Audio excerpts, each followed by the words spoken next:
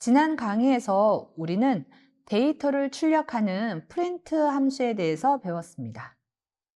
오늘은 키보드로 정보를 입력하는 방법에 대해서 살펴보겠습니다. 오늘 학습할 내용은 입력 함수 input입니다. 그리고 자료형 변환, 마지막으로 문제 해결 프로세스에 대해서 설명하겠습니다.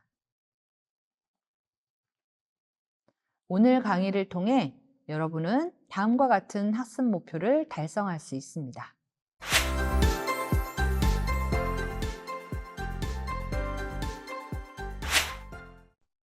자, 사용자로부터 컴퓨터에게 데이터를 3과 5를 입력하면 두 수의 합을 구해서 8이라는 결과값으로 나에게 알려줍니다. 우리가 프로그램을 실행시키면 보통 이렇게 사용자의 입력 데이터가 있고 어떤 처리를 한 결과를 사용자에게 다시 돌려줍니다. 보통의 프로그램은 이렇게 사용자로부터 입력, 그리고 처리한 결과를 사용자에게 다시 출력해 주죠. 자, 출력을 하기 위한 함수, 프린트 함수에 대해서 우리가 지난 시간 살펴봤습니다.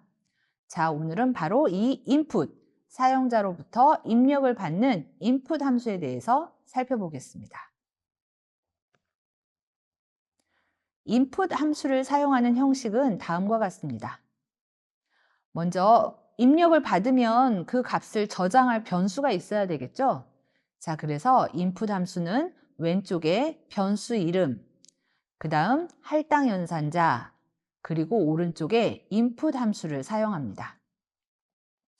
input 함수에서 받아들인 값을 변수에 저장하는 형태입니다. 자, input 함수는 값을 구하겠죠? 어떻게 값을 구해요? 그렇죠. 사용자가 키보드로 입력을 하면 그것이 값을 구한 겁니다. 자, 그 구한 값을 변수에 저장을 시켜줍니다. 누가? 할당 연산자가. 할당 연산자가 이렇게 값을 변수에 저장시켜 줍니다. 자, 아래쪽에 보이는 다음 이 형식은 괄호 안에 문자열이 있습니다. 자, 이런 문자열은 먼저 문자열을 내보내 줍니다. 모니터에 문자열을 먼저 내보내줘서 자, 이런 값을 입력해줘 하고 입력을 유도합니다. 그 다음에 input 함수, 값을 구하고 사용자가 구한 값, 사용자가 입력한 값을 할당 연산자가 변수에 저장합니다. 자, 그럼 우리 입력 함수, input 함수도 실습해 봐야 되겠죠? 자, 모니터에 스크립트 모드로 실습을 준비해 주세요. 자, 했어요? 자, 그럼 다음으로 넘어갑니다. 자, 에디터 창에 다음과 같은 코드를 한번 작성해 보세요. 자, name은 input이라는 코드가 있습니다. 주석은 시간 없으면 안 써도 되고, 자, name은 input. 자, 키보드로부터 입력을 받아서 그 값을 name이라는 변수에 저장해라. 이렇게 됐죠. 자, 다음으로 txt, 뭐뭇의 꿈을 응원합니다. 라는 문구가 있고, 자, 출력을 합니다. 프린트문. 자, name, txt. 자, 그 다음 줄 프린트는 name 더하기 txt입니다. 자, 에디터 창에 이렇게 코드를 작성하고 메뉴에서 run 실행을 시키면 오른쪽 쉘 창이 이렇게 뜹니다. 자, 실행을 시켰는데 분명히 실행을 시켰는데 지금 뭐 하고 있어요? 오른쪽에 커서만 깜빡깜빡 하고 있죠. 커서만 깜빡깜빡 하고 있습니다. 자, 지금 누가 실행된 거냐면 input 함수 첫 번째 줄에 input이 실행되고 있는 거예요. 자, input은 값을 구할 때 어떻게 구한다 그랬죠? 네, 키보드로부터 구한다고 했죠. 자, 키보드로부터 값을 구하려고 지금 깜빡깜빡 하고 있는 거예요. 자, 입력해 이러고. 자, 그럼 여러분 어떻게 해야 되죠? 입력해야 되죠. 자, 값을 입력해 줍니다. 자, 값을 입력해 줘야 되는데 코드 보니까 뭘 입력해야 될 것 같아요? 그쵸? 이름을 입력해야 되겠네요. 자, 여러분이 뭔가를 입력을 하면 그 값이 name 변수에 저장이 됩니다. 자, 그러고 나서 나머지를 주르륵 수행하겠죠. 자, 홍길동을 제가 입력을 했습니다. 그리고 엔터를 누르니까 저렇게 프린트 두 줄 출력이 됩니다. 자, 키보드로 홍길동을 입력했더니 첫 번째 프린트는 name 변수 값, 그 다음 컴마, txt 변수 값을 출력합니다. 자, 그래서 name 변수의 값 홍길동 출력되고 컴마 한 칸 띄고 연결해서 txt 변수에 저장된 멋의 꿈을 응원합니다. 이렇게 출력되죠. 자, 두 번째 프린트문 결과도 한번 볼까요? 두 번째 프린트문은 이렇게 자연스럽게 홍길동의 꿈을 응원합니다 라고 연결이 되어 있습니다. 그렇죠? 자, 컴마는 연결을 하긴 하는데 한 칸 띄는 스페이스가 들어갑니다. 자, 하지만 덧셈 연산자를 이용해서 문자열과 문자열을 하나의 문자열로 연결해 버렸죠. 그러니까 조금 더 자연스럽게 프린트가 되고 있는 걸 확인할 수 있습니다. 자, 뭐 지금은 일단 한 칸 띄든 어쩌든 두 개 출력한 것 자체가 일단 잘한 일입니다. 자, 이번에는 문자열을 추가해 보도록 하겠습니다. 자, 어디에 추가해요? input이라는 함수 괄호 안에 이름을 입력하세요 라는 문자열을 추가해 보세요. 자, 이렇게 해놓고 자, run 실행을 시켜봅니다. 자, 실행시켜 보면 오른쪽처럼 커서가 깜빡일 때 그냥 깜빡이는 게 아니라 안내 멘트가 나오죠. 이름을 입력하세요 해놓고 커서가 깜빡입니다. 자, 안내 멘트가 있으니까 자, 어떤 값을 입력해야 될지 좀 더 분명해지죠. 자, 프로그램 입장에서도 원하는 값을 사용자가 입력할 테니까 좀 더 안정적으로 동작할 수 있습니다. 자, 그래서 input이라는 함수를 사용할 때 가급적 어떤 값을 입력해야 되는지 이렇게 안내 메시지 추가하는 것은 바람직합니다. 자, 그럼 여기다도 홍길동이라고 입력을 해보겠습니다. 자, 홍길동이라고 입력을 했더니 프린트 두 줄이 나오죠.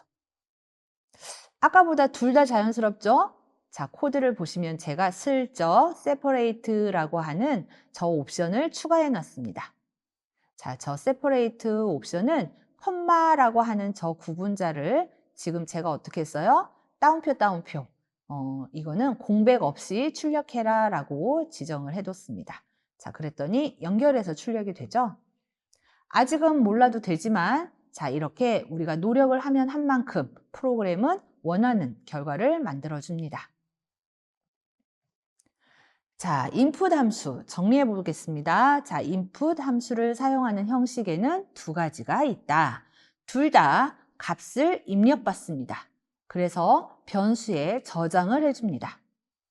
자, 그런데 괄호 안에 문자열을 넣었냐, 넣지 않았느냐에 따라서 안내 메시지를 먼저 출력해주고 안내 메시지 없이 입력을 기다리고 그 둘 차이가 있습니다. 사용자 입장에서는 안내 메시지가 있는 것이 더 훨씬 좋습니다. 프로그램을 운영하는 측면에서도 오류 없이 원하는 값을 받아들 수 있기 때문에 문자열을 출력하는 것이 더 바람직합니다. 자, 스크립트 모드 말고 쉘 모드에서도 실습해보고 싶으신가요? 쉘 모드에서 실습을 하게 되면 다음과 같은 형태가 됩니다. 조금은 중간중간 결과가 곧바로 출력되기 때문에 조금은 지저분해 보입니다. 자, 지금 입력을 하면 입력한 결과 따라서 어떻게 처리해야 될지 수행한 결과에 대해서 파란색 결과가 코드 한 줄 밑에 곧바로 이렇게 출력이 됩니다. 자, 쉘 모드와 스크립트 모드 이제 어느 게 바람직한 것 같아요? 스크립트 모드가 좀 더 그럴싸해 보이죠? 자, 이제 좀 더 재미있는 프로그램을 한번 만들어 보겠습니다. 우리 연산자도 배웠고, 변수도 배웠고, 프린트도 배웠고 이번에 인풋을 배웠습니다. 자, 그래서 더치페이 계산기를 작성해 보겠습니다. 총 금액과 참여자 수를 입력하면 각자 얼마씩 부담해야 되는지 계산해서 출력해 주는 프로그램입니다. 자, 그럼 사용자로부터 입력을 받아야 되는 값은 몇 개예요? 2개. 총 금액과 참여자 수를 입력받아야 합니다. 자, 그래서 input 함수를 2번 썼죠. 자, amount 값 input으로 받고, 자, n, 참여자 수 n이라고 하는 변수 값도 input으로 받아들입니다. 자, 그리고 나서 우리가 원하는 결과값, 각자가 부담해야 되는 부담금, pay는 나눗셈 연산자로 계산합니다. 자, 계산이 끝나고 나면 각자 얼마씩 부담해야 합니다 라고 출력합니다. 자, 이쯤 되면 이제 여러분이 스크립트 창에서 작성해 볼 수 있겠죠? 자, 작성해서 제대로 실행되는지 한번 확인해 보세요. 자, 에디터 창 코드를 다음과 같이 작성했습니다. 자, 그리고 run 실행해 보겠습니다. run 실행을 했더니 덜컥 빨간색 오류 메시지가 나타납니다. 그런데 분명 총 금액 24,000원, 참여자 수 3. 자, 그랬는데 에러가 나타나 버렸어요. 자, 왜 그럴까? 입력까진 잘 했는데. 자, 오류 메시지 읽어봐야 되죠. 자, 읽어봅니다. 맨 마지막 줄 타입 에러. 자, 그 나머지 줄 쭉 보니까 무슨 얘기냐면, 자, 내가 나눗셈을 수행하려고 했는데 문자열 값이 있어서 나누기를 할 수가 없어. 이렇게 메시지가 나옵니다. 나누기 연산자는 문자열은 할 수가 없어. 이렇게 나와요. 나누기? 내가 문자열을 넣었어? 분명히 24,000원, 3 이렇게 숫자를 넣었는데 왜 문자열이라고 말하지? 자, 희한하죠? 자, 그 이유는 지금 제가 쉘창에서 확인시켜 드렸는데 amount라는 변수의 타입, 자료형을 찍어봤습니다. 그랬더니 amount 변수 안에는 문자열이 들어있다고 대답을 하네요. 자, n이라는 변수에도 지금 스트링, 문자열이 들어있어 라고 대답을 합니다. 자, 이 이유는 input이라는 함수 특성 때문에 그렇습니다. input이라는 함수는 키보드로 입력받은 값을 저장하는 거죠. 키보드로 여러분이 누른 값을 모두 그리고 무조건 문자열로 처리합니다. 키보드에서 여러분이 숫자 2를 누르는지 문자 2를 누르는지 모르는 거잖아요. 그래서 input 함수는 무조건 문자열로 처리를 합니다. 자, 그래서 여러분이 24,000원, 3 이렇게 숫자를 입력했지만 input이라는 함수는 그것을 2, 4, 0, 0, 0 이렇게 문자로 처리하는 거죠. 그럼 input으로 입력을 받았는데 나눗셈을 나는 해야 되는데 어쩌라고? 그쵸? 문자열을 가지고 문자열 어떻게 입력받아서 나눗셈 계산을 할까? 자, 문자열로 받은 값을 정수형으로 바꿔줘야 합니다. 자료형을 바꾸는 거죠. 자, 자료형을 바꾸는 함수에 대해서 다음 장에서 살펴보겠습니다.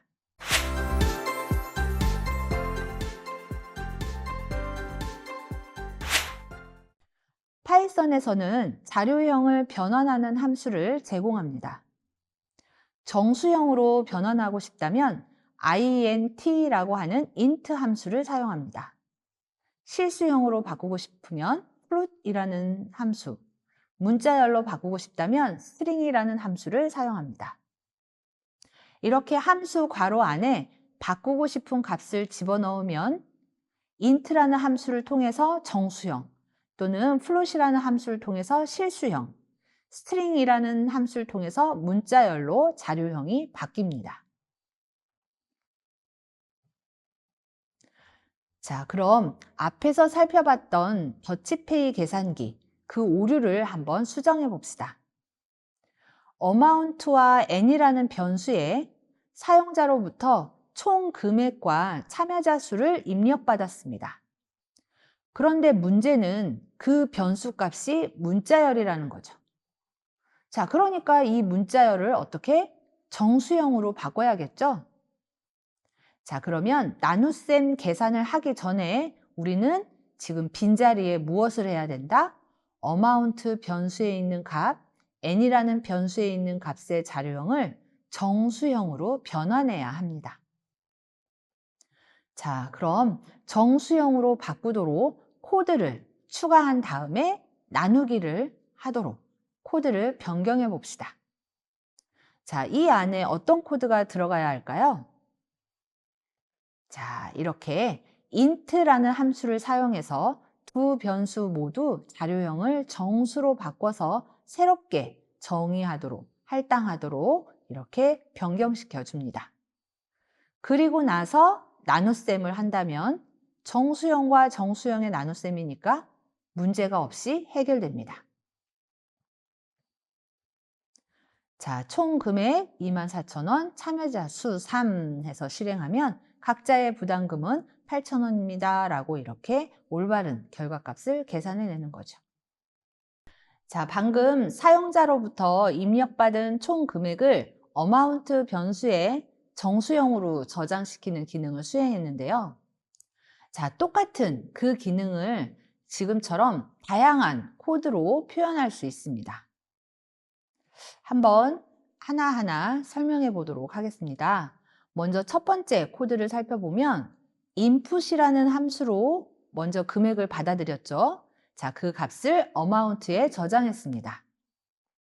그리고 나서 int라고 하는 정수형으로 자료형을 바꿔주는 함수에 amount를 집어넣어서 다시 amount 값을 정수형으로 다시 저장을 한 거죠. 그래서 두 줄로 작성이 되어 있습니다. 자, 그런데 두 번째 블럭을 보세요. 자, 이 경우에는 int, 내가 어차피 정수형으로 바꿔야 돼. 그러니까 int라는 자료형 변환 함수를 먼저 쓰고, 자, 그 괄호 안에 input이라는 함수를 집어넣어 버렸습니다. 그러면 아까하고 다르게 넣다 뺐다를 안 해도 된다는 거죠. 자, 그래서 한꺼번에 처리를 하는 겁니다. amount 변수에 정수값으로 곧바로 집어넣겠다는 얘기죠. 자, 세 번째 코드는 어떤 식인가요? 자, amount에 input이라는 함수로 문자열로 저장되어 있습니다. 자, 그런데 amount에 저장된 문자열 값을 변환하지 않고 amount 변수에는 문자열 그대로 두고 지금 계산할 때만 잠깐 int 자료형으로 바꾸겠다는 뜻이에요. 그래서 amount에 할당한다라는 코드는 없죠? 그쵸? 자, 그냥 나눗셈 계산을 위해서만 잠깐 int 자료형으로 바꾸겠다는 뜻입니다. 자, 이렇게 우리가 똑같은 기능을 수행하더라도 코드로 표현하는 것은 굉장히 다양하게 가능합니다. 제가 여러분에게 어떤 정답 코드를 보여드리지만 정답 코드가 딱 하나가 있는 건 아니라는 거죠. 여러분이 또 다른 표현법으로 또 다른 코드로 원하는 결과를 출력했다면 여러분들 역시 정답 프로그램을 작성한 겁니다. 자, 코드 표현, 코드가 무엇을 말하는지 하나씩 해석하면서 저마다 본인이 생각하는 대로 용기 있게 작성하시기 바랍니다.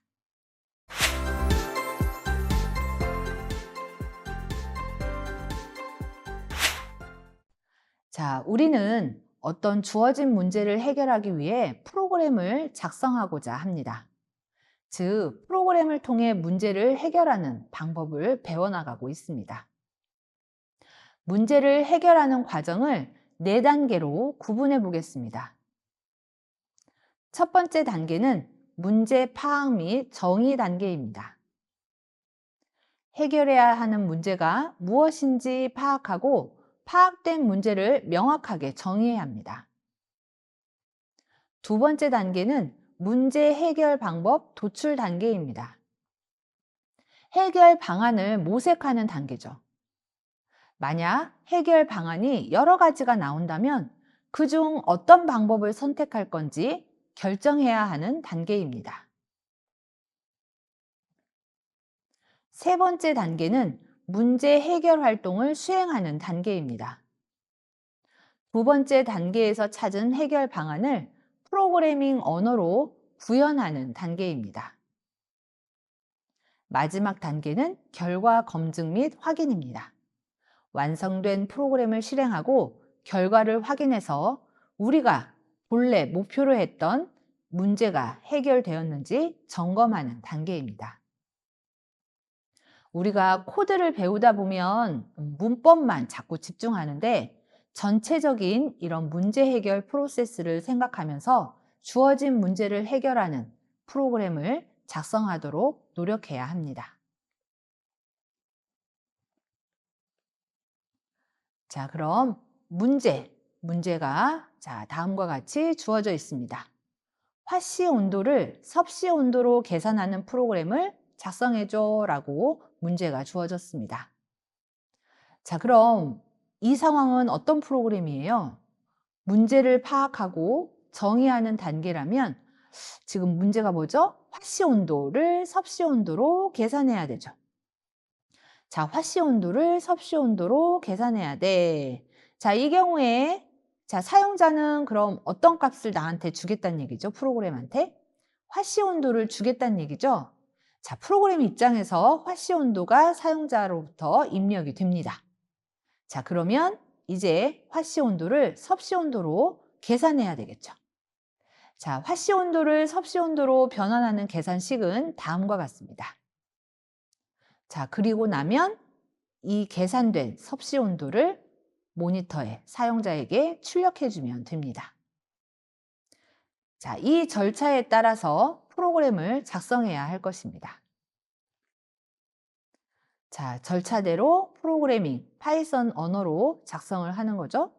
자, 인풋 함수, 할당 연산자, 변수 이름, 계산식, 그리고 마지막으로 프린트 등등을 이용하면 여러분이 화씨 온도를 섭씨 온도로 계산하는 프로그램을 작성할 수 있을 것입니다. 자, 이 과정을 순서도로 그려보았습니다. 자, 입력을 받고 지금 입력받은 값은 어차피 온도니까 int, 자료형 변환을 곧바로 수행합니다. 그래서 화씨 온도를 F라는 변수에 저장시키고 계산된 결과, 섭씨 온도는 C라고 하는 변수에 계산 결과를 저장하도록 코드를 작성했습니다. 그리고 나서 프린트, 내가 원하는 형식으로 프린트 되도록 프린트문도 완성을 했죠. 자, 이렇게 작성한 프로그램을 결과가 잘 출력되는지 실행해서 확인해 보도록 합시다. 자, 앞에서 기술한 순서도, 코드에 따라서 에디트 창에 다음과 같이 작성을 했습니다. 자, 그리고 run 이렇게 실행을 하게 되면 자, 올바른 결과값. 화씨 온도를 입력하세요. 이게 출력되고 커서가 깜빡깜빡. 그럴 때 나는 50이라고 하는 값을 입력해 보았습니다. 자, 그랬더니 쭉 하고 프린트. 화씨 온도 50, 이건 곧 섭씨 온도 32.4 이렇게 결과가 출력이 됐습니다. 자, 잘 완성된 것 같죠? 만족스러운가요? 자, 이제 여러분 차례입니다. 자, 비만 지수, BMI를 계산하는 프로그램을 작성해 보세요. 자, BMI는 이렇게 계산합니다. 라고 수식을 제시했습니다. 작성해 보세요. 작성해 보세요. 자, 그럼 이 프로그램 입장에서 사용자는 무엇을 입력해야 되죠? 입력받아야 되는 데이터 한 개예요, 두 개예요? 두 개죠. 체중과 키를 입력해야 BMI를 계산해 주는 겁니다. 자, 입력받아야 되는 데이터는 키와 체중이다. 자, 그럼 이 값을 변수 이름 뭐라고 저장할까? 이름도 지어줘야 되고. 자, 계산은 나눗셈과 곱셈만 하면 되는 것 같아요. 자, 저장할 값 BMI라는 변수 저장해서 프린트 시켜줘야 되겠죠? 자, 이때 주의할 점이 한 가지가 있습니다. 지금 단위가 미터죠. 체중, 킬로그램입니다. 자, 입력받아야 되는 데이터를 내가 미터로 받아들여야 되는지, 센티미터로 받아들여야 되는지, 체중 같은 경우에도 단위를 내가 뭐라고 입력받아야 되는지, 인풋 함수를 사용할 때 단위에 대해서도 안내 메시지가 간다면 좀 더 원하는 결과를 만들어낼 수 있을 겁니다. 자, 한번 해보세요. 제가 아무리 설명을 해도 여러분이 직접 작성하다가 뭔가 잘못된 결과가 나오고 이게 왜 이렇게 됐지? 라고 궁리해서 코드를 수정하고 이런 과정을 거쳐야 여러분은 비로소 프로그램을 짤 수 있는 능력을 가지게 됩니다. 자, 또 다른 미션 하나를 더 소개합니다. 특수 문자를 원하는 개수만큼 출력해주는 프로그램.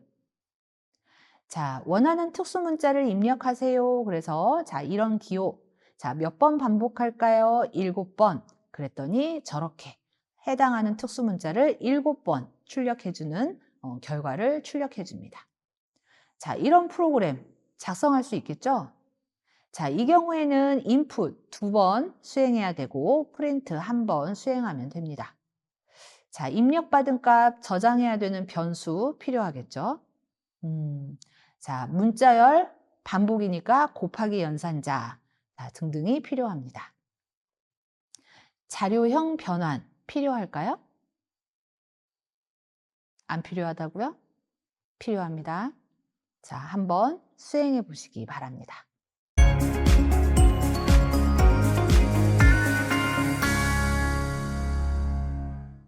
자, 오늘 배운 내용을 정리하겠습니다. 오늘 강의에서는 사용자에게 입력을 받기 위한 input 함수 사용 방법에 대해서 살펴보았습니다.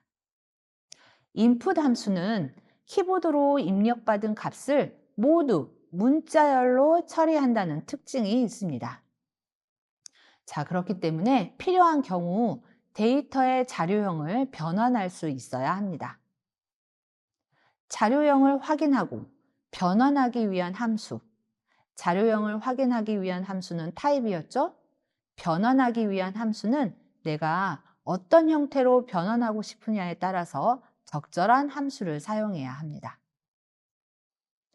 마지막으로 우리가 프로그램을 작성할 때 문제를 해결하는 프로그램을 작성할 때에는 문법뿐만 아니라 전체적인 해결 과정, 문제를 파악하고 정의하고 문제 해결 방법을 도출하고 해결 활동 결과에 따라서 코딩하고 코딩한 결과 수행해서 결과를 검증하고 확인하는 이런 단계에 따라서 우리는 문제 해결 프로세스를 갖춰야 됩니다. 그럼 여기까지 오늘 강의를 마치도록 하겠습니다. 감사합니다.